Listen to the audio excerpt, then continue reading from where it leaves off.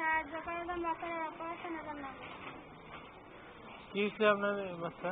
মাথাতে পানি জমতে পারে, আর একটা রক্ত শুরু হয়ে গেছে। পানি জমছে? কত বছর বয়স? 1.5 বছর। ডাক্তাররা কি বলছে?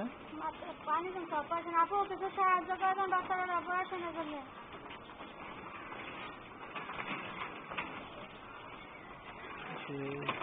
ওই চোখও দেখা যায়? দেখে? চোখে দেখে?